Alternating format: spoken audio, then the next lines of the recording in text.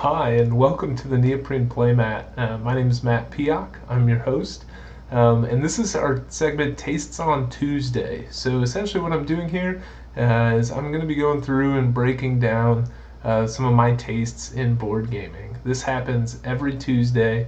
Tune in to find out more, and be sure to comment below if you have similar tastes or maybe if my tastes are appalling to you for whatever reason. Comment below. I'd love to have a conversation with you about it. Today we're going to go into one of my favorite mechanics in games in general, and that's multi-use cards.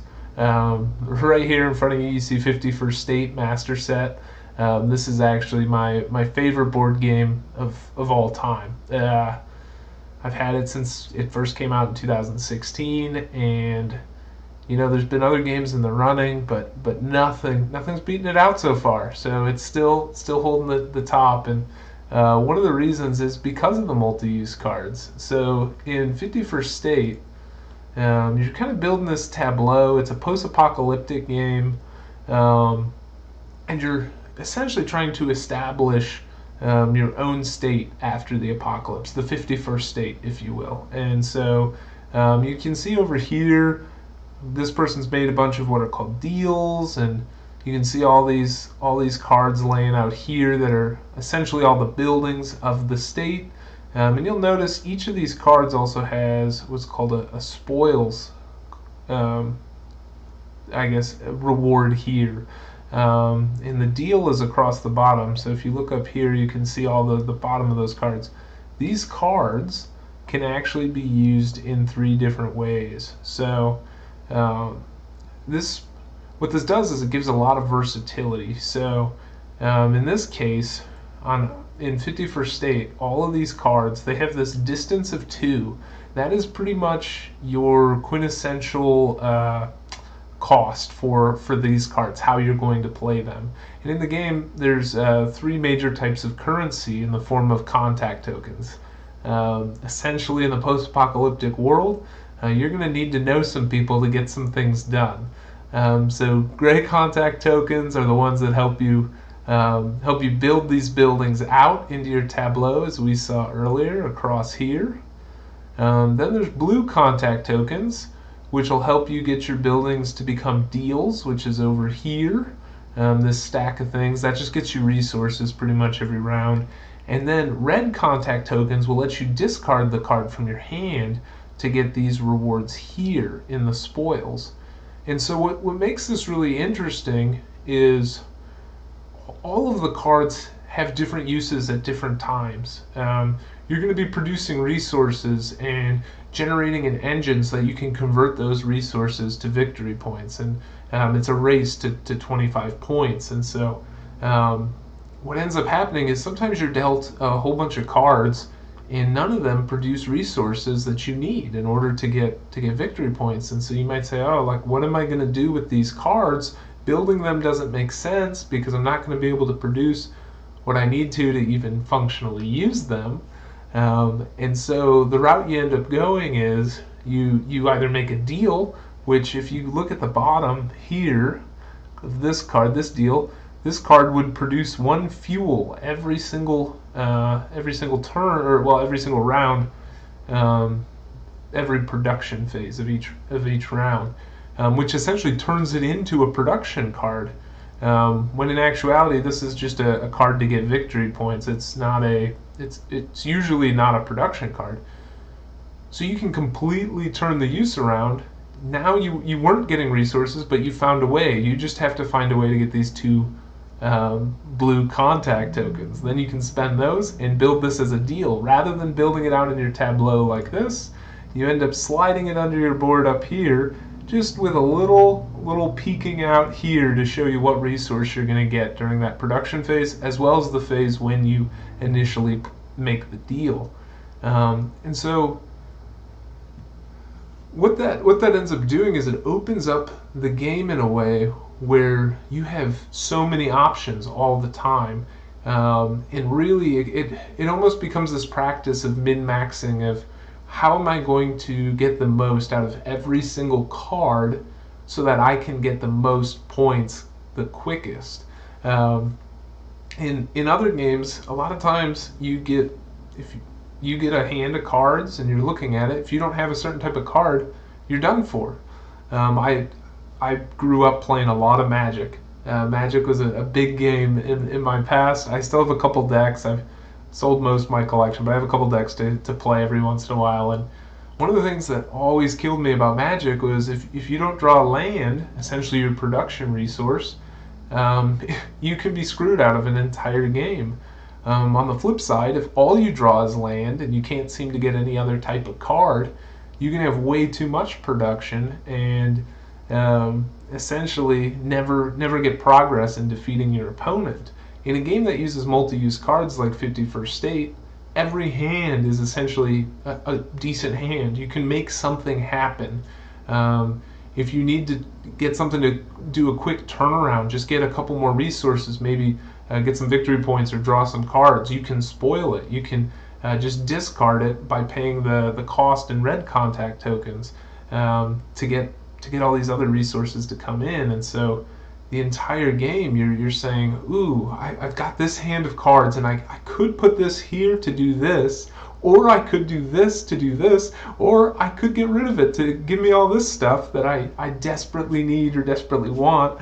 What's the right decision? And every time you draw a card, you're like, man, there's three more options, right?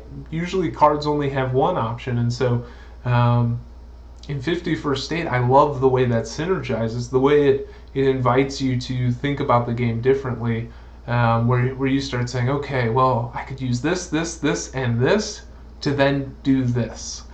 Rather than it being, well, I don't have the cards that get this combo, so I can't make any sort of combination. There's always a combination.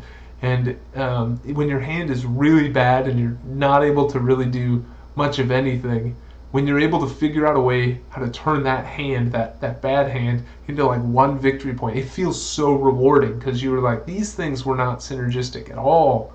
But somehow I was able to get at least some value out of the combination I put together. That doesn't happen in a lot of card games. And so I really like how that brings it together, those multi-use cards. It makes every hand feel valuable. Another game that does multi-use cards fantastically is Eminent Domain by TMG. This is an older title. I think it came out, I want to say it was a Kickstarter in 2000 that delivered in 2013, maybe launched in 2012. So this one's definitely been around for a while. I think you can still get it though. It's not super uncommon to find. It's not like it's out of print. Or if it's out of print, there's a lot of secondhand copies floating around. I don't think it's super hard to find. But in Eminent Domain, it's a deck builder. And what's great about this game is you start the game and you're exploring for these different planets. You're trying to conquer them, to generate these resources.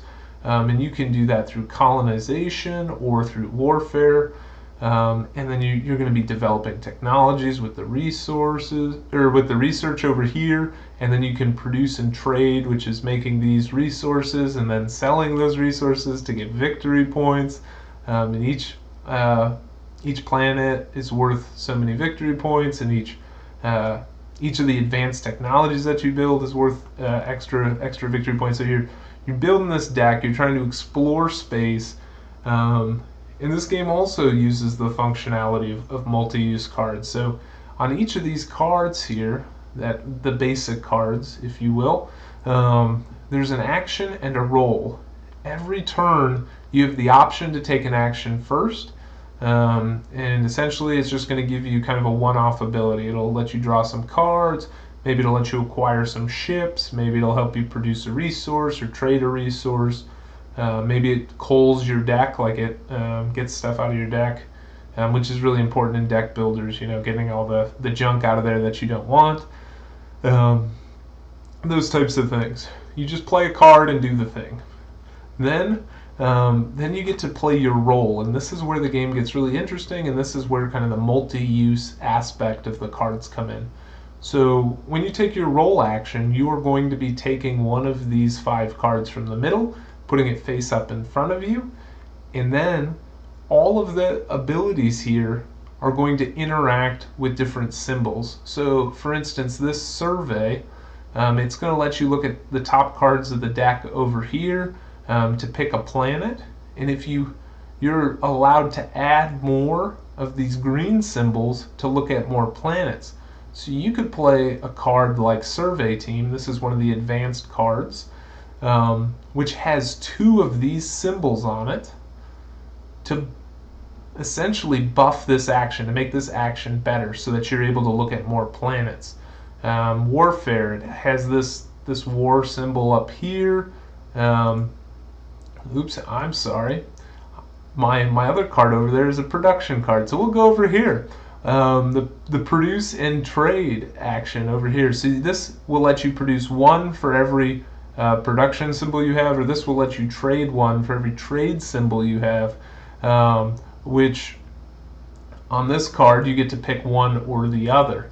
If we look here, this has a colonize ability and it has a trade action. So if you were to use the role of trade to trade some of these resources away, you could throw this card down, which has this symbol here, which would add to the number that you're trading away.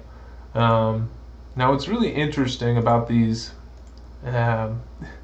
advanced cards here is that they have a stronger action as well. This one just lets you collect 1 influence, which are the victory points in the game, from the supply. This one lets you take the top card of the planet deck and put it into your empire face down. So you don't even have to use a survey action to search through that deck, grab a bunch of cards, and figure out which one you want to take. You can just take the top card of the deck. And so there's this kind of push and pull of, do I get rid of this when I'm adding to my roll, or do I hold on to it to use it as an action later? To add upon that complexity, if I'm the one using my roll card, every other player gets the option to either join in or to dissent. So if you join in, what that means is you can play any number of these combat symbols from your hand, in the case of warfare, to join in on the action to grab ships.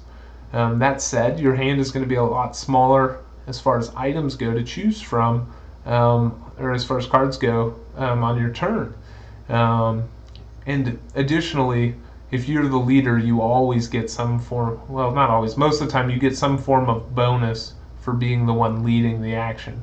But maybe I don't want to play, maybe my opponent doesn't want to play these war symbols. They want to hold on to them for whatever reason. They can choose to dissent, which lets them draw a card. And so now they're adding more options to their hand, and then they can kind of think through, oh, do I really want to throw these down? And when you get into a 3 or 4 player game, you get 2 or 3 times where you're choosing, ooh, do I draw another card to get more options, or do I give up some of my options using these multi-use cards to add symbols so that I can follow along with the action? And I think that's a really unique concept. I mean, it keeps everyone engaged. The fact that, especially for 2012 when this first came out, the idea that if I'm doing something, everybody else is engaged in that action and is benefiting somehow. They're either getting to use the ability, or they're getting to draw more cards, which is giving them more options, which, if you like multi-use cards like I do, more options is always a good thing. And so yeah, this mechanic where you can have multiple options with every card, and every card can do multiple things, is really great. Some of the games I failed to mention as far as or decided not to highlight is Untamed Feral Factions. That's a pretty recent Kickstarter. I play that one a good bit. I know Race for the Galaxy and San Juan do this. I personally haven't played either, which I know there's a lot of games I haven't played. There's a lot of games out there, a lot of good games out there that I haven't played, but I need to get those ones to the table. But I'm curious, what are your favorites? What are your favorite multi-use card games, or do you hate this mechanic? Let me know in the comments below. Otherwise, this has been the Neoprene Playmat. I'm Matt Piak, and have a good one.